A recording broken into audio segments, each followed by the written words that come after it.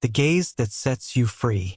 In a remote valley draped with bamboo that swayed as if breathing with the wind's rhythm, there stood an ancient Zen monastery. It had no bells, no stone walls, nor grand gates announcing its entrance. Only a dirt path, covered in dry leaves and worn by the footsteps of time, led to its humble, weathered wooden structures. There lived Master Kenzō, an elder with a calm face and eyes as deep as a bottomless lake.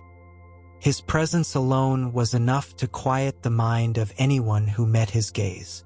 No one knew exactly how old he was or where he had come from. Some said he had been a warrior before becoming a monk. Others claimed he was simply born in the temple, like a tree sprouting from rock. One misty autumn morning, a young man arrived in the valley. His name was Hayato. He carried 20 winters on his shoulders, but his face was already marked by the tension of someone who had fought too many inner battles. He carried a backpack and a heavy gaze. He had traveled many days from the city, driven by a single question that had haunted him for years. Why can't I free myself from what I see in others? The young man had read about Zen philosophy, heard stories about enlightenment and compassion, tried silent retreats. Yet he remained trapped in the habit of judging, comparing, interpreting the world through eyes clouded by fear, expectation, and old wounds. He longed for a gaze that did not bind, but freed. When he reached the monastery, he found the master sweeping leaves beneath a plum tree. "Master," Hayato said, bowing, "I've come to learn how to see differently." The elder paused his sweeping, looked up gently, and replied, "To see what?" "Others," the young man answered, "but also myself.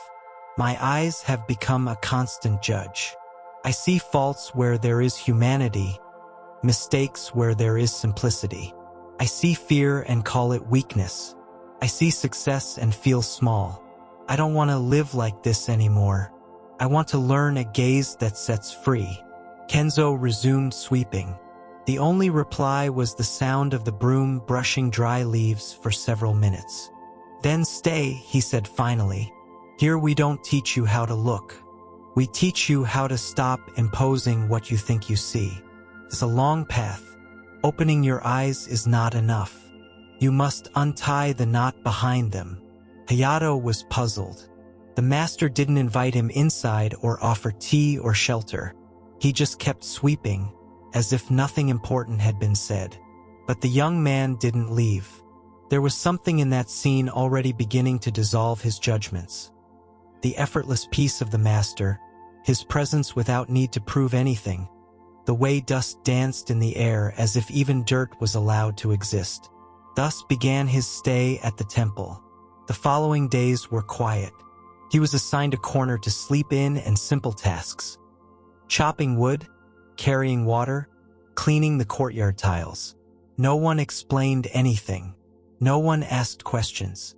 Everything he needed to learn was already happening, in the depth of gestures, in the wisdom of the moment. But his mind would not be silenced. Every time he looked at another monk, thoughts arose. That one seems arrogant. That one is too slow. That woman didn't greet me. Am I accepted? Are they judging me the way I judge them? His vision became a prison, and he knew it. But he couldn't help it. Not yet. One night, after washing the dinner dishes, he approached Master Kenzō again. "I'm still seeing through judgment, Master. It's as if my eyes are dirty. I want to see like you see. How did you manage it?" The elder took a clay cup in his hands, held it before the oil lamp, and said, "There's nothing to achieve. You just have to see without labeling. This cup is just that, a cup. But if you say it's ugly, clumsy, or imperfect, you've separated yourself from it. You've stopped seeing what it is and started projecting what you carry inside." "And how do you stop projecting?" Kenzō smiled with the patience of old trees. "With every breath, with every leaf you sweep, every time you choose not to believe your first thought, The gaze that sets you free doesn't come from the eyes. It comes from silence. The young man bowed his head. He felt he was just beginning to understand. And so Hayato stayed, not for days nor weeks, but for whole seasons. He learned to silence his tongue and listen with his body. He learned that seeing without judgment isn't just a mental exercise, but a way of being present with his entire being. He learned that every time he paused to breathe, his gaze became clearer, because what frees isn't the eye, it's the awareness behind it. Time at the monastery was not measured by clocks or calendars. Its rhythm was set by the seasons, the birdsong, the steam rising from hot rice, and the sound of footsteps on the ancient wood. Hayato began to feel like he lived in another world, one that demanded nothing of him, yet at the same time showed him, tirelessly, everything he had yet to see within himself. One dawn, while fetching water from the well, he caught his reflection in the wooden bowl. For the first time in weeks, he studied it carefully. His eyes were no longer the same, but neither were his thoughts. There was something softer in his face, though his gaze still held doubts. That afternoon, Master Kenzō took him to a hidden pond among trees with golden leaves. The water was so clear it reflected the sky with impossible sharpness. "Look," the master said. "What do you see?" "The reflection of the trees, the clouds, the sun." "My face," Hayato replied. "And what if the water were cloudy?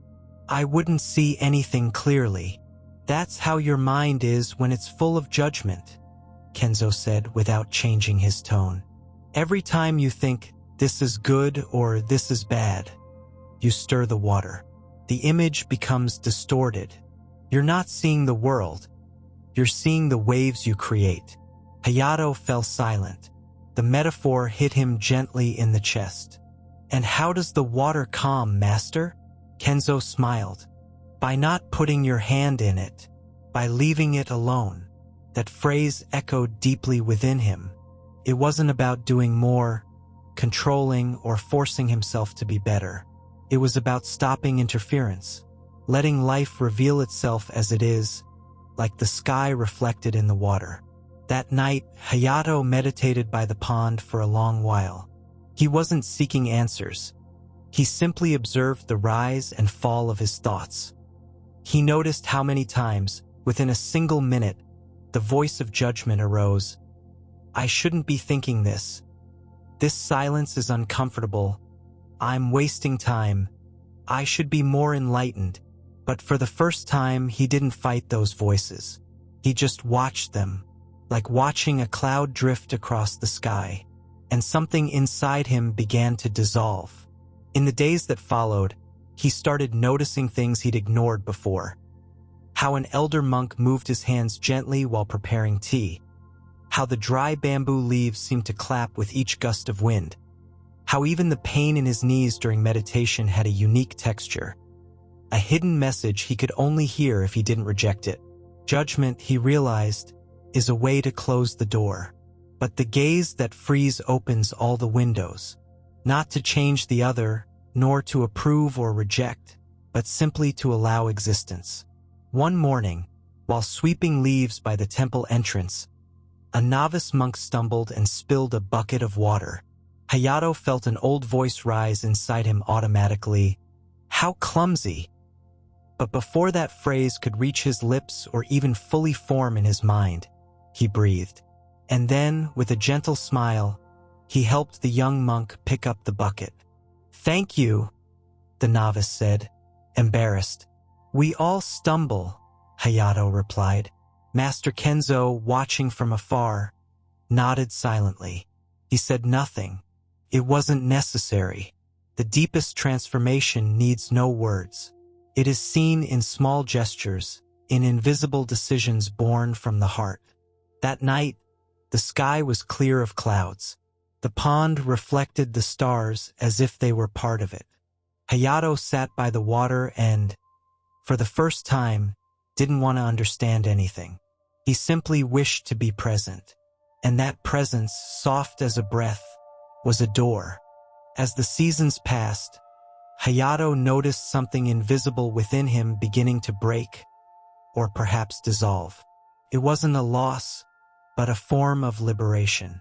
Like layers of a skin that wasn't truly his peeling away, one after another, without pain but with a strange sense of inner nakedness. One cold afternoon, Master Kenzō asked him to accompany him to a cabin deep in the farthest part of the forest, a place novices rarely visited. The path was narrow, covered with twisted roots and fallen branches. Sunlight barely reached the ground. Upon arrival, Kenzō pushed open an old door, revealing dozens of masks resting on wooden shelves. Some were grotesque, others beautiful. Some depicted animals, others human figures. Empty eyes, mouths frozen in expressions of anger, sadness, laughter, or pride. "What is this?" Hayato asked, surprised. "This is the Temple of Masks," the master replied. "Each one was worn by a disciple in the past. They represent the roles we impose on ourselves. The strong, the wise, the victim, the savior, the indifferent, the perfect. They are mirrors of our own disguises." Hayato approached a mask with an arrogant expression. Furrowed brows, hardened lips, proud eyes. "I've worn this one many times," he said softly.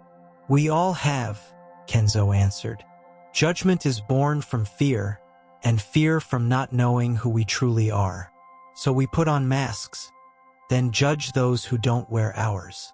The young man was silent for a long while, his gaze tracing each mask. "And how do we stop wearing them? When you no longer need them for protection." That answer sparked a flame in his chest. For the first time, Hayato understood that seeing without judgment wasn't just an act of kindness toward the world. It was an act of disarmament, of surrender. Those who stop judging lower their guard. They allow themselves to be touched by life without fear. Kenzō led him to the back of the room. There lay a mirror covered by a dark cloth. "What's here?" "The final face. The one that's always been behind them all. Look."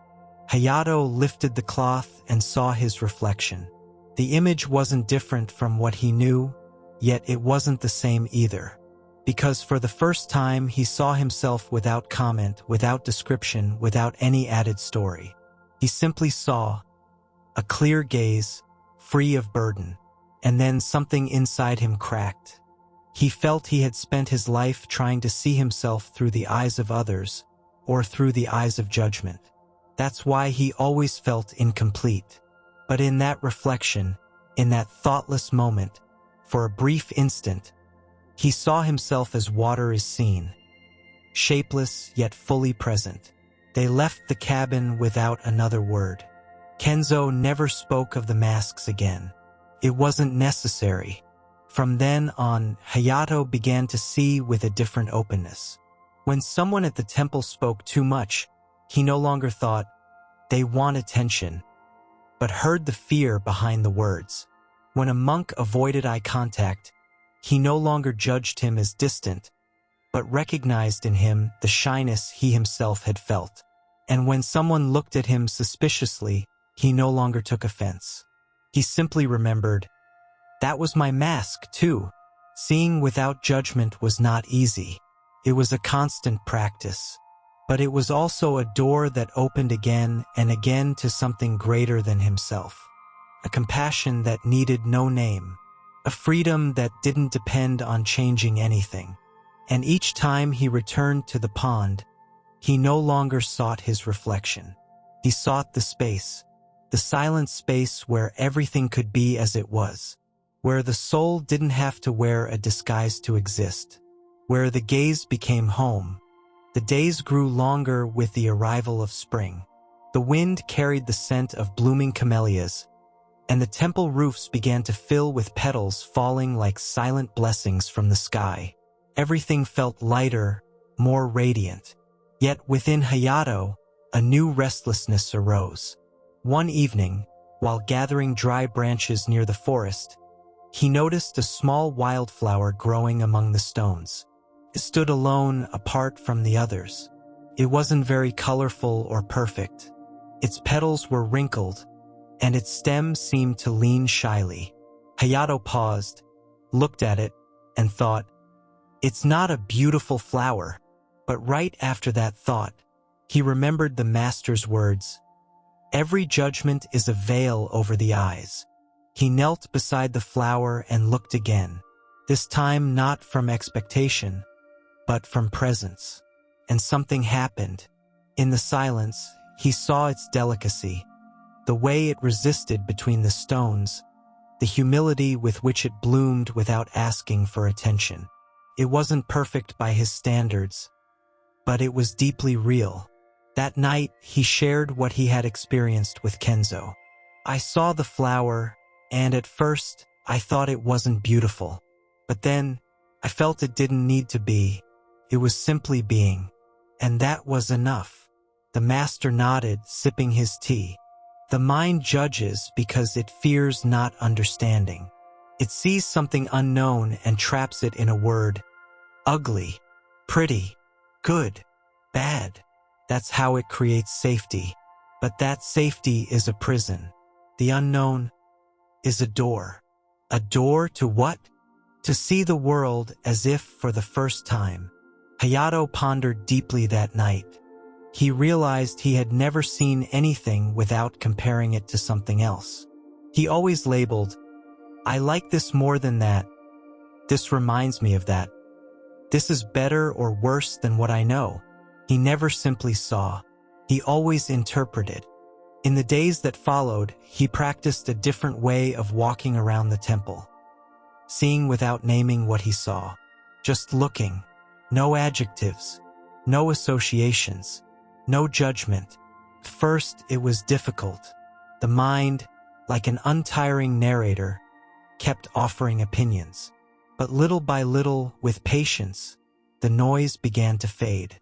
One dawn, while everyone was still asleep, he walked to the garden and sat to watch a butterfly resting on a green tomato. His breath slowed.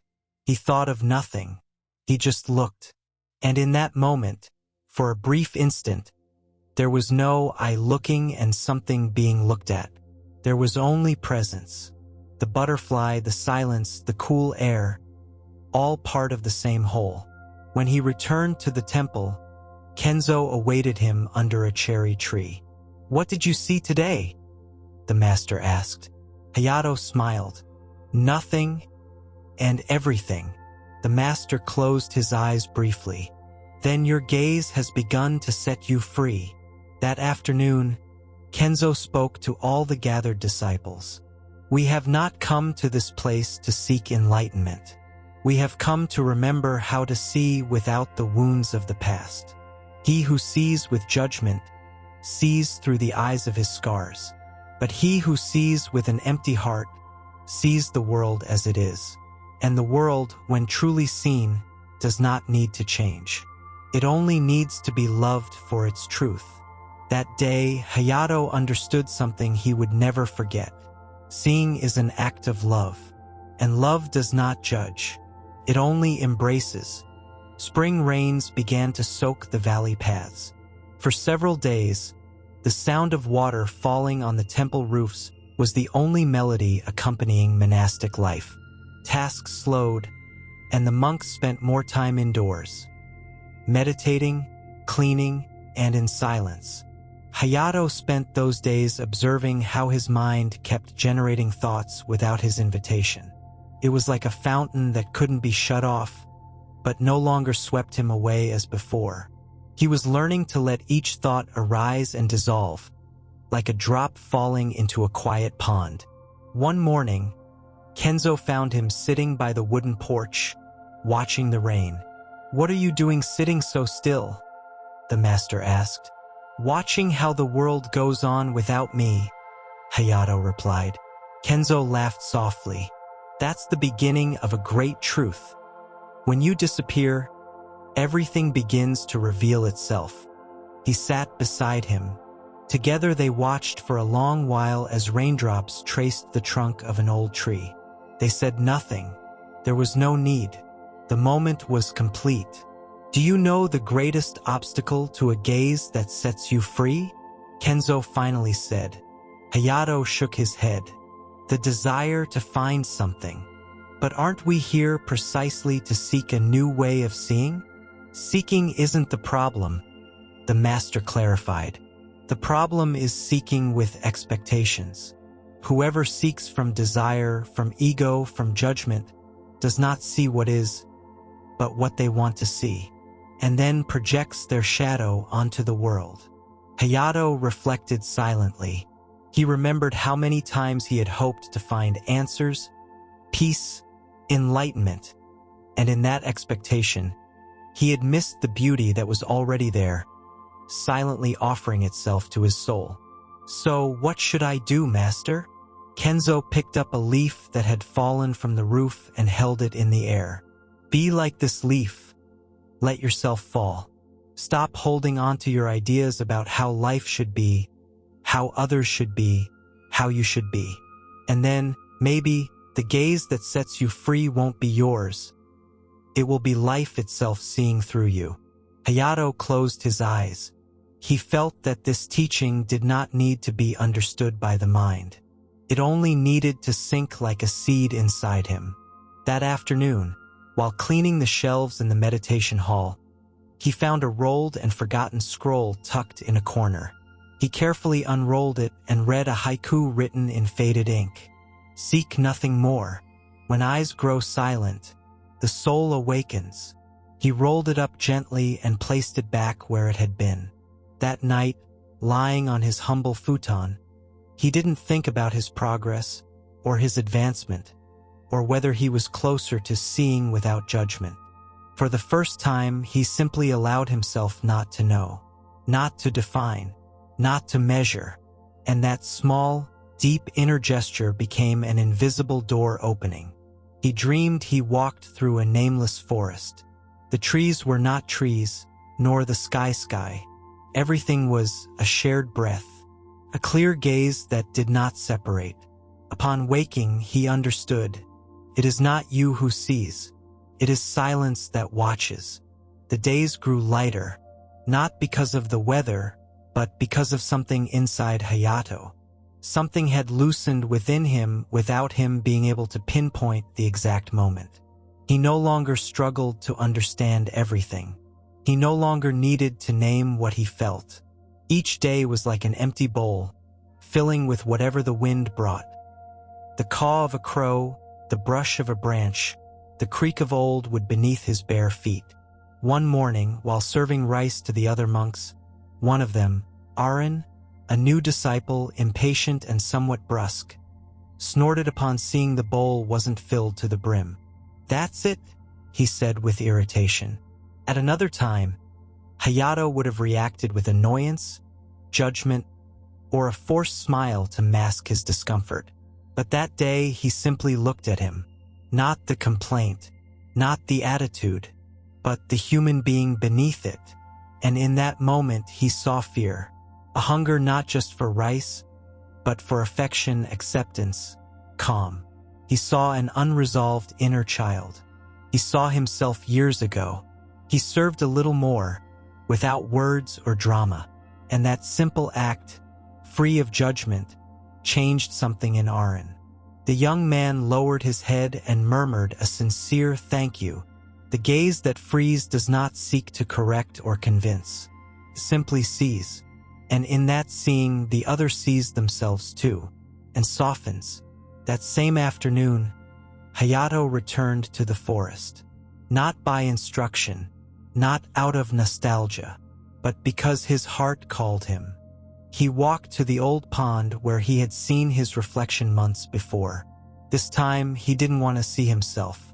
He didn't want to measure his progress. He just wanted to be. He sat on a moss-covered stone and closed his eyes. The forest breathed. There was no separation between the distant chirping of crickets, the drip of a wet leaf, and the slow beat of his chest. All were part of the same dance. Then something formless, nameless, and illogical happened. The sense of I vanished. It wasn't a loss. It was an expansion, as if the eye were a small candle gently extinguished, only to let the whole sky shine. It wasn't Hayato listening to the forest. It was the forest listening to itself through him. He didn't think, "I have awakened." He didn't narrate it. He didn't interpret it. He simply stopped being separate from what he saw. And when he opened his eyes, his gaze was empty, clear, without filters. There was no this or that, no judgment, not even understanding, only seeing, pure presence. He returned to the temple as the sun began to hide behind the mountains. Master Kenzō sat by the fire, as if waiting for him. He asked nothing. He simply offered a cup of tea. Hayato sat beside him, took the cup in his hands, and said, "I don't know what happened, but it was as if the world was looking at me, and not the other way around." Kenzō smiled, watching the embers. "Then your gaze no longer belongs to you. It belongs to the whole." Silence stretched long, not uncomfortable, but sacred, because some things cannot be spoken. They can only be seen without judgment. And in that seeing, they are set free. Life at the temple continued its usual rhythm. Gentle sunrises, simple tasks, deep silence between each sound. But something had changed, not in the outside world, but in the way Hayato inhabited it. Before, every detail sparked questions, comparisons, doubts, or emotions. Now every moment was enough in itself. An empty bowl, a shadow on the ground, the scent of freshly cooked rice, no longer needed to be special, because by demanding nothing of them, they were everything. One morning, while weaving a basket from bamboo alongside the elder monks, one of them, Ryushin, with a weathered face and clumsy hands, accidentally broke some fibers. His face flushed with shame. He murmured an apology, as if his mistake had upset the balance of the universe. Hayato looked up, smiled, and said, "The bamboo breaks too, but it doesn't stop being bamboo." Everyone fell silent, and without knowing why, some began to laugh gently. Ryushin exhaled the breath he'd been holding and calmly resumed weaving. In Hayato's gaze there was no judgment, only humanity, and that humanity set free. That afternoon, Kenzō called him to the main hall. Light streamed through the cracks in the roof, creating lines of dust floating in the air. "Tell me, Hayato," the master said in a calm voice, "are you still searching for the gaze that frees?" The young man bowed his head. "No, master, because there is nothing left to grasp, not even that gaze. It simply is here when I stop being me." "And how do you know it is true?" Hayato remained silent for a few seconds, then answered, "Because it doesn't belong to me. It doesn't arise from my will. It arises when I forget myself." Kenzō gently closed his eyes. "Then you may leave whenever you want." "Leave?" Hayato asked, puzzled. "Yes, what you came to seek can no longer be lost, because it is not you who sees. It is life seeing through you." A warm feeling traveled through Hayato's chest. It was not euphoria. It was not sadness. It was a peace beyond explanation. That day, he didn't gather his things. He didn't say farewell with grand words. He only looked one last time at the temple. The cracked walls, the damp stones, the pines bent by the wind, the bowls of rice lined up like silent offerings. And he understood that all of it had transformed him, not because it had given him something, but because it had taken away what was not him. He walked down the valley path. The air smelled of wet earth and new sprouts. In his steps, he sought no signs or endings. He simply let each step reveal what had always been there. On the way, he passed an old man carrying a child on his shoulders. The child looked at him with those eyes that have yet to learn judgment. Hayato met his gaze, and in that moment the child smiled, because he recognized something. because the gaze that does not judge is recognized by one who has not yet learned to judge. Hayato continued on his way, unhurried. He no longer needed to arrive anywhere, because where there is a clear gaze, there is no distance between the world and oneself. Only unity, only truth, only peace. Years passed. Hayato never returned to the temple, yet he didn't need to. He carried everything he had learned, not in books nor memorized phrases, but in his gaze. A gaze that neither trapped nor categorized, that neither pushed away nor corrected, that did not seek to change the world, but to embrace it as it was. He lived in a small village at the foot of the mountain, in a modest cabin with a garden of stones and moss. He was no master. He had no disciples. He simply offered tea to those who came. Some sought him out of curiosity, others out of pain. He gave no advice. He only listened, served tea calmly, and looked. And something happened then. In that non-judgmental gaze, visitors began to speak from a deeper place. No longer from masks, no longer from ego, as if that presence gently disarmed them. One day, a troubled young woman came to his door. She had lost her father and found no comfort. Her hands trembled. Her eyes were tired from crying. "Everything feels meaningless," she said. "I feel like I can no longer see beauty in anything. Everything is broken." Hayato said nothing. He served the tea, and as he did, he let his gaze envelop her. A gaze without hurry, without pity, without advice, pure presence. And then the young woman, through tears, fell silent, as if she had touched something invisible, as if in that moment her pain didn't have to be fixed, understood, or healed, only seen. And in that seeing, something within her began to calm. "How can you look at me like that, without wanting to change me?" she asked, voice breaking. Hayato smiled softly. "Because I learned that what you see with judgment closes, but what you see with love opens by itself." The young woman left feeling lighter, not because everything was resolved, but because she no longer carried the need for it to be. Years continued their course. Hayato's hair turned silver, his hands trembled, his steps slowed, but his gaze remained clear, like the pond at that distant temple. And though no one called him master, those who found him knew something within themselves had changed, not because of what he said, but because, for the first time in a long time, someone had looked at them without judgment. Someone had seen them without needing them to be different. And in that seeing, they recognized themselves. One evening, as he watched the sky turn golden over the hills, Hayato closed his eyes with a peace as vast as the horizon. He felt his body dissolve like a cloud that no longer needed form. There were no final words, no fear, only one long, deep breath.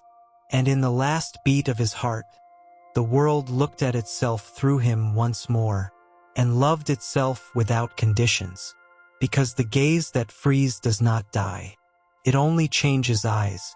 Wherever someone sees without judgment, wherever someone listens without needing to fix, wherever someone embraces without needing to understand, that gaze lives on, and whoever receives it remembers what they always were.